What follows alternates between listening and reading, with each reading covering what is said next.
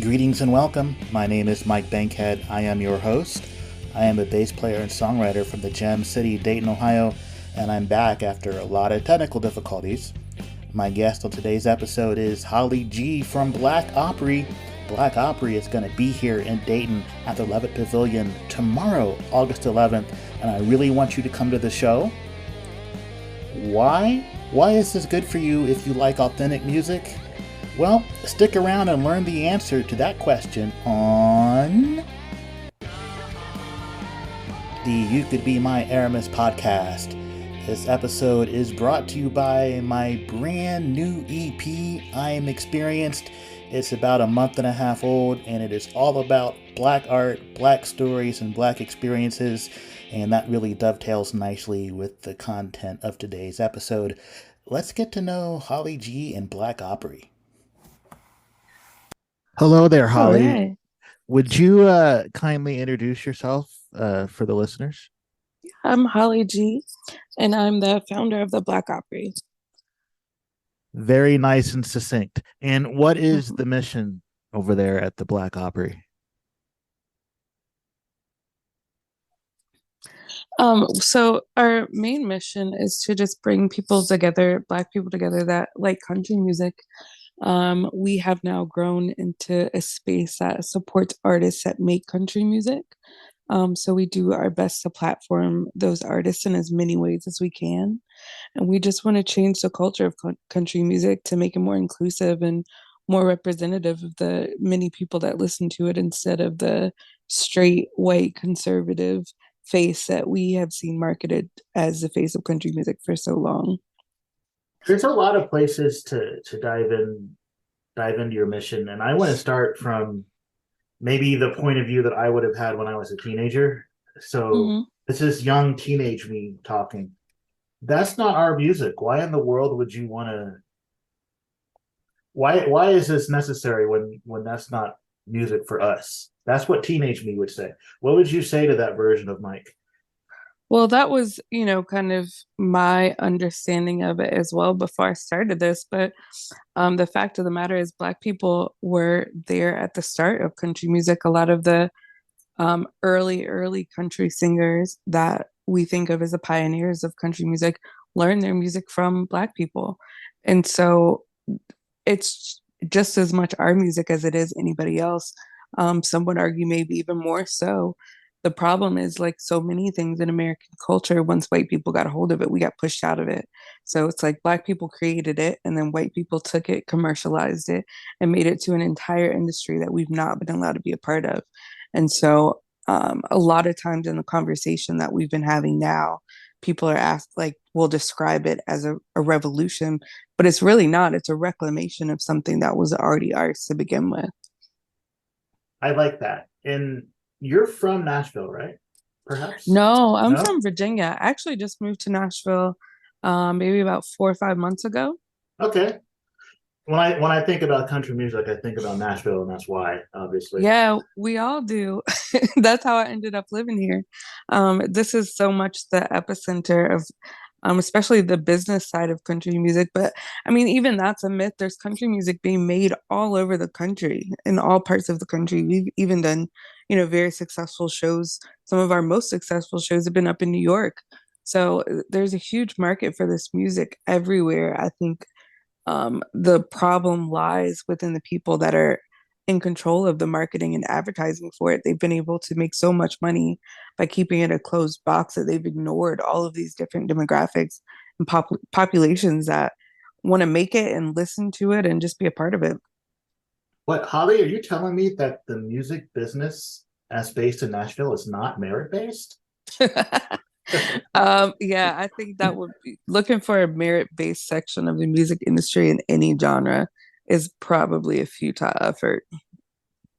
That is so true. And as a musician, I see it differently than, people who don't make music and just listen to it. And obviously you do too. But I wonder how many people who are not that close to the business realize that, you know?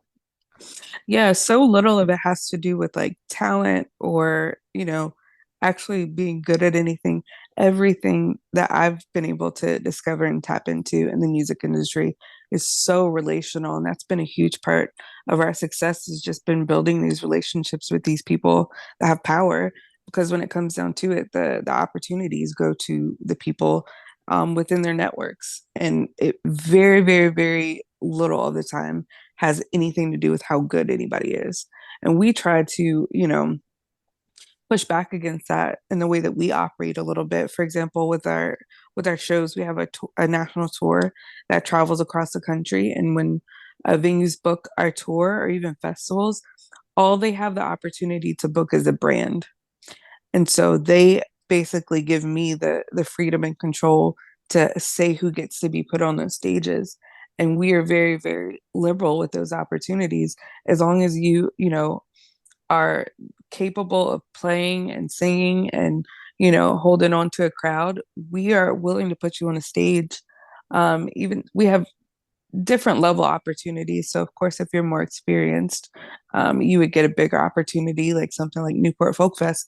But we have a lot of like small town, venues that we play, and we try to give people chances and opportunities so that they can learn and grow and develop at whatever stage of their career they're in.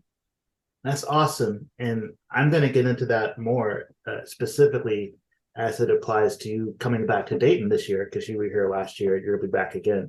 But I really want to touch on the building relationships and networking thing, especially as it applies to the way the Nashville part of the industry uh, does their business. And this is something when I was reading about your first efforts to start up the Black Opry that really grabbed my attention. Is it appears that you noticed that when there would be the discussions about who gets the opportunity, there wouldn't be any brown people even invited to the room. Correct. And if, honestly, for all intents and purposes, that's mostly still the case. You know, I'm very fortunate that people allow me a voice in these rooms sometimes, but I mean, I don't have any um like affiliation in any official capacity with any of these large institutions. What I am able to do is call them out and kind of push them in the right direction. But as far as the people that are making the decisions in the industry, it is still mostly white men.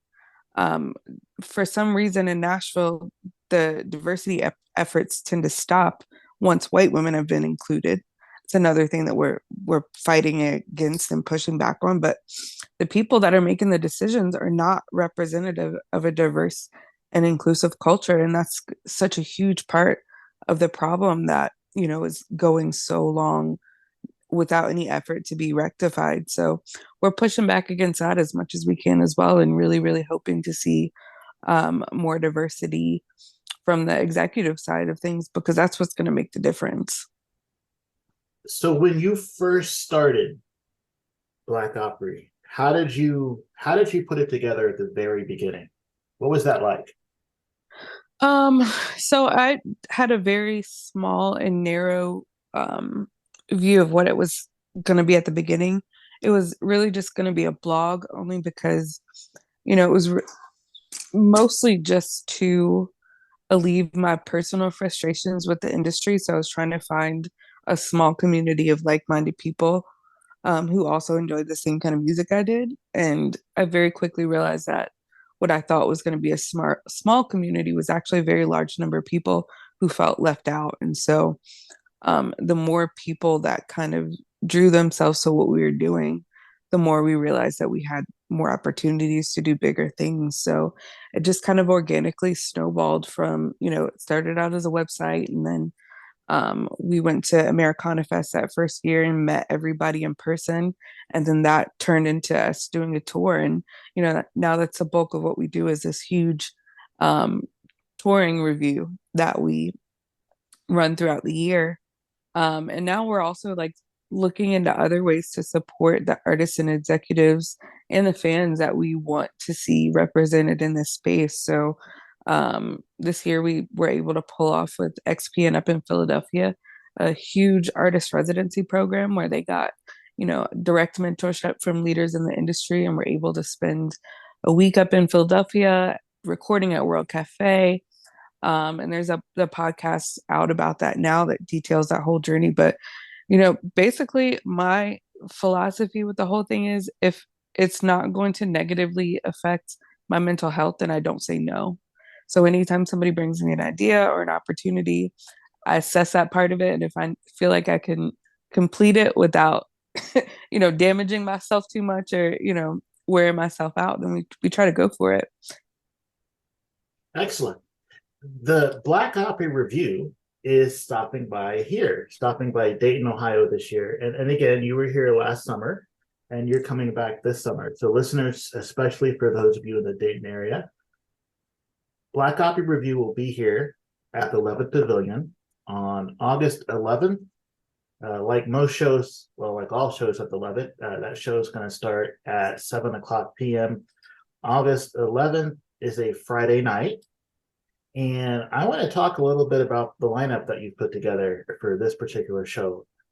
Last year, it was all gentlemen, and this Yeah, year, and it's all ladies.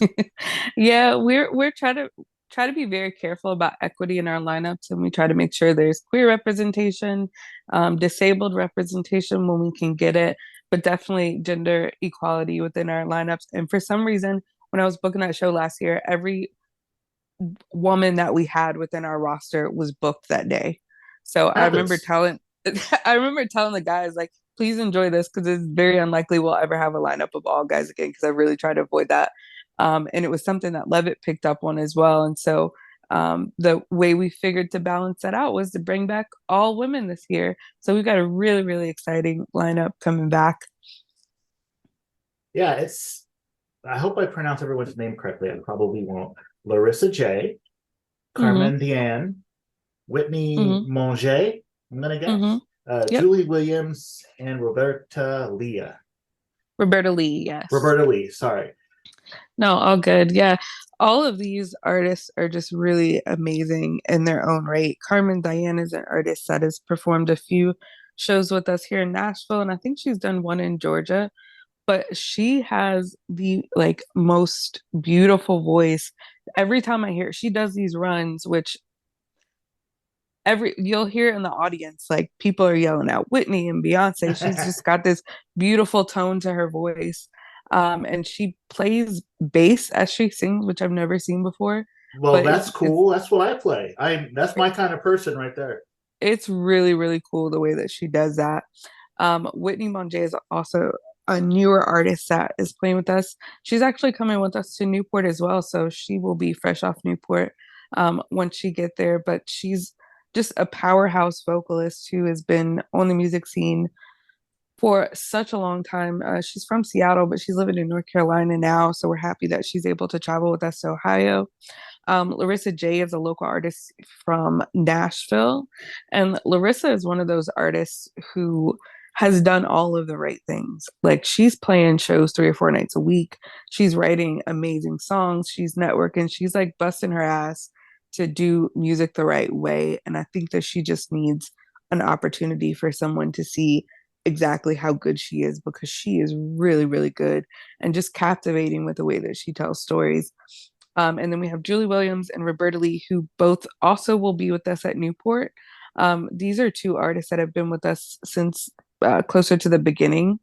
And they also were just named CMT Next Women of Country. So we're really, really excited that they're still available to tour with us at some points because they're definitely getting busier and busier as their success continues to grow. And is this going to be kind of songwriters in the round style like last year's? Yep, it will be Writers Round, which is a really cool setup. I think that not there's not a lot of Writers Round setups outside. It seems to be kind of like a Nashville thing. So it's always really cool for us to take that format out on the road into different markets. And it's also a really cool opportunity for people to see the camaraderie among the artists that we have within Black Opry, because that's another one of the things, or I think one of the reasons why there have been so few Black artists, because they're always pit against each other, made to feel like, there's only one spot for a Black artist, so you guys have to fight for it. And we're very, very intentional about breaking that myth down and proving that these artists can be more successful together than fighting against each other. When you see them on stage, a lot of times by the end of the song, they'll end up kind of singing each other's songs and doing harmonies. And just to see that camaraderie and that support up on stage in real time is really beautiful. Yeah, Dayton actually has a long tradition of writers' rounds. However, unless you're really deep into the musician community here, I don't think a lot of people know. So for you folks in Dayton that play and that remember Canal Street Tavern and in the weekly songwriter rounds that Mick would do, this is you're going to feel very comfortable if you come to the Levitt and watch this show. It'll bring back good memories. And for other folks who don't have that memory, definitely enjoy this. It's a chance to listen to songwriters tell some stories. And yeah, Holly, you're right. Like everybody's rooting for each other in events like that. And that's kind of that's what makes music beautiful, right? Yeah. When we all feel like we can be a part of it, it just makes it more special for everybody. And having them all up on stage together really makes you feel like you are kind of sitting in a room with them. And as fans of music, that's a dream for us to like kind of see behind closed doors what it's like to hang out with musicians. So you get to see it and hear the music and hear the stories, and it's just really great. Yeah. What are you listening to these days? I'm gonna go into a little personal, Holly. What has been in Um, your on rotation recently? I was just thinking yesterday how bad it is that I have not actually been listening to a lot of music.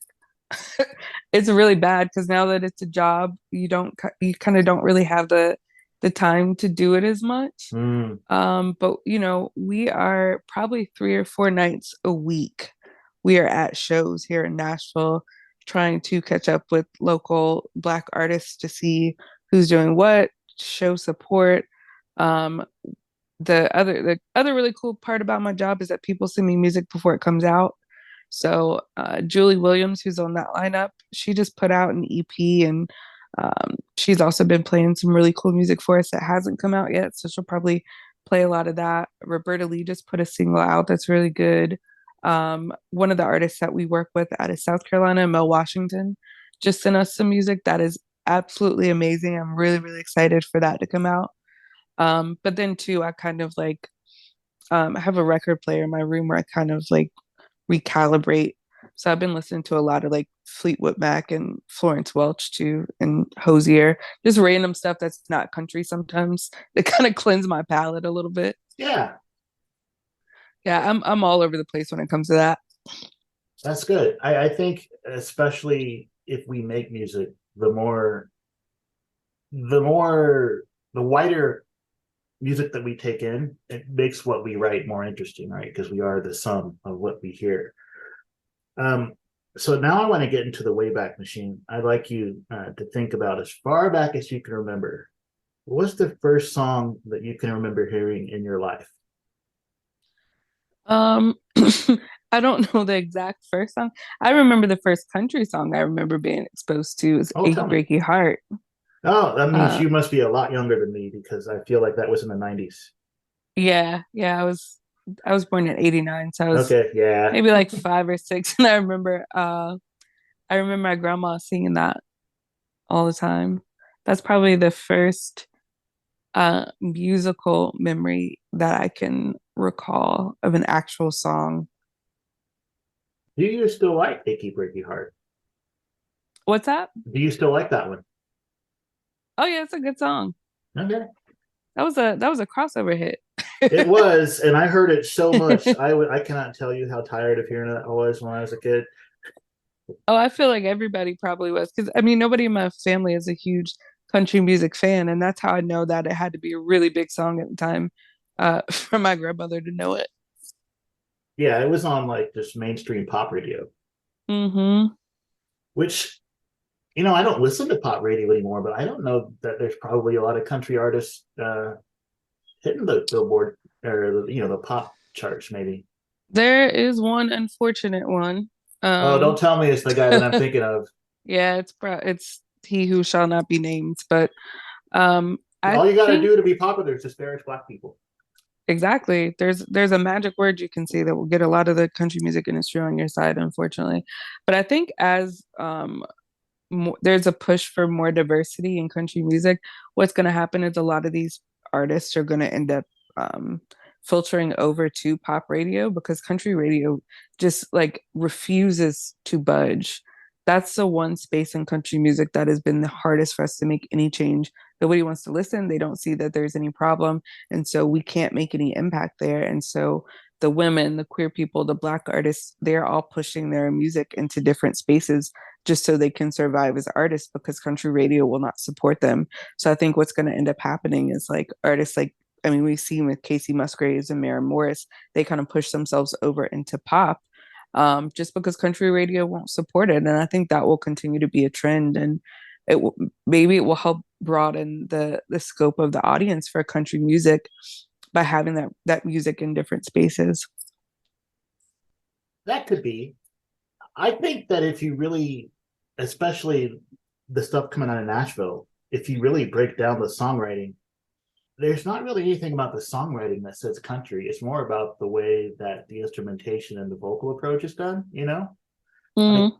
and I always thought that if a song was good enough, you could turn it into any genre you want and it would still sound pretty cool.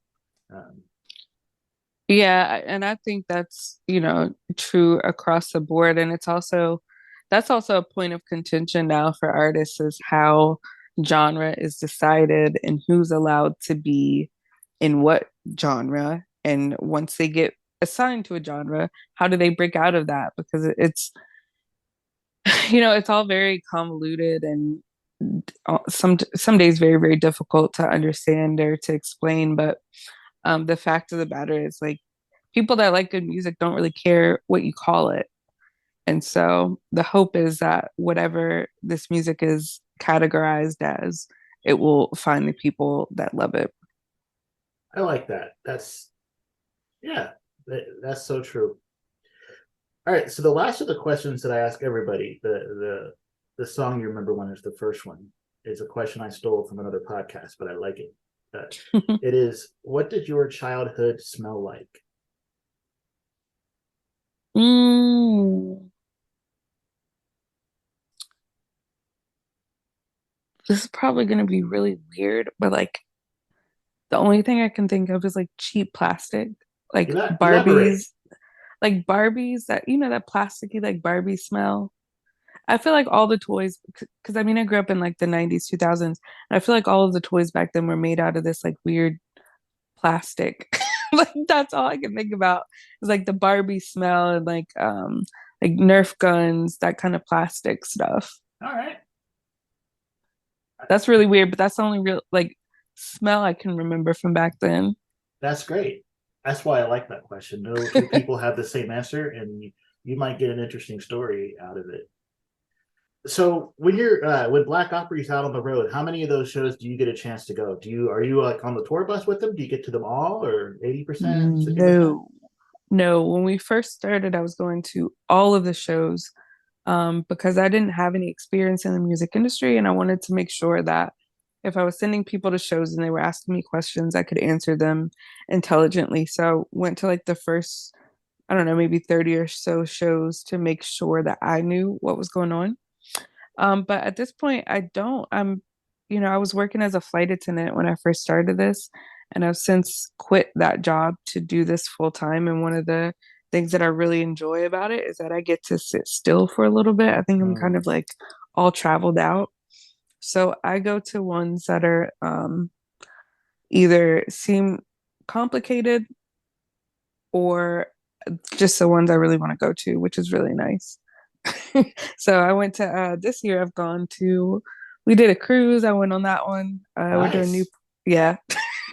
yeah. And oddly enough, that was one of the ones that I really, really did not want to go to just because I didn't like the idea of being on a boat that long. But we did the Kayama cruise and the staff on that cruise is honestly one of the best that I've worked with. So I'm really glad that I went and got to experience that. Um, but we did that one. I'm gonna go to Newport just because that one, Newport is one of the most fun things you can do. And pretty prestigious in the business too. So Yeah, it's funny. I didn't realize that we played it last year too, and I didn't know what it was when they called me the first time. And I remember telling my agent, I'm like, this Newport thing is asking us to come play. And she was like, you need to call Yes. them back immediately. Yes. And I was like, oh, okay, I guess so. And it was one of the best experiences that we've had. They've, again, just really great people, really great atmosphere that they've created with the fans that they bring out there. So I'm really, really excited about that one. But Well, other than that, I'm just kind of hitting the pavement in Nashville and trying to make some strides here on the business side.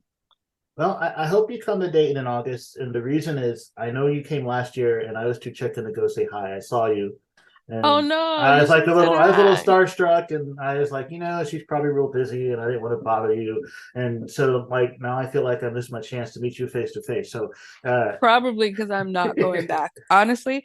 And you know what though? We had such a great experience at that venue. It was one of my favorite shows that I went to last year, and part of the reason was because of the way that the people that run that pavilion, the way they take care of the community. It was really cool to see, people that will typically be wandering the streets were able to come in for that concert and yep, be comfortable and respected. And it was just such a wide range of people, and it was a really good experience. Lisa, who runs a lot of the stuff over there, was amazing to work with. But unfortunately, I'm not going back to Ohio. I get it. Full disclosure, I volunteer at Levitt, and I agree with you. The Lisa and her staff are wonderful, and that's a great place for the community, all parts of the community, It is. I to felt see very music in a beautiful welcoming. setting. It's great. Mm-hmm. Yep. Um, There was even a random guy walking around in a Spider-Man costume. I don't think I saw the Spider-Man guy last year. I have a picture of it. I'll send it to you. That is. Because I remember looking up, like, I've only had one beer. There's no way I should be seeing things. it, But yeah, we had a great time. and right, it is free and accessible to the community. It's free, but they also manage to pay the musicians fairly, and that's what makes me love it. So Yes, that is a huge deal for us. And, it makes it so much easier when we don't have to fight for what we're worth. yeah. So, dear listeners, that's again Friday, August 11th, Black Opry Review coming back to the Levitt Pavilion. Larissa J, Carmen Diane, Whitney Monge, Julie Williams, Roberta Lee. I plan to be there. I would like to see all of you there too. Holly, thank you very much for taking time out of your very busy schedule to talk to me. I really appreciate it. I all the work you're doing is awesome, and I hope that you have the energy to keep going. Well, thank you so much. I really appreciate you reaching out, and hopefully we can find some opportunities to work on some stuff here in the future. I won't be there, but please go and say hi to all of the artists. They'll be very, very happy to meet you. I'll tell them to be on the lookout for you. I will certainly do so. Thanks. Thank you once again to Holly G for taking the time to talk to me. Thank you, dear listeners, for being here. I know it's been a while. I hope you haven't forgotten about my little podcast. But again, I had some technical issues and they're still not solved 100%, but I'm working on it. If you live in the Dayton area, please go down to Levitt tomorrow and catch for free the very 5 talented women of the Black Opry Review.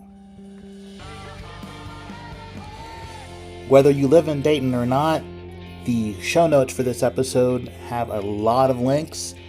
I've linked to every single one of the artists that is playing the show here at Levitt, and I've linked to the Black Opry website and their social media. I encourage you to check all that out. They're doing good work for some hardworking musicians. Once again, thank you, and this episode is brought to you by I Am Experienced, my brand new concept EP that is all about black experiences. Each song on that EP is in a different genre of music. One of them is an Americana song, and that would fit in perfectly with the kind of thing that Black Opry is doing. I hope to talk to you all soon. Thanks again. Bye.